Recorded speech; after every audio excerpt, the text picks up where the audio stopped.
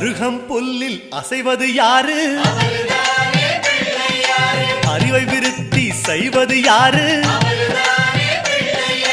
மண்ணை குழைத்தால் வருவது யாரு?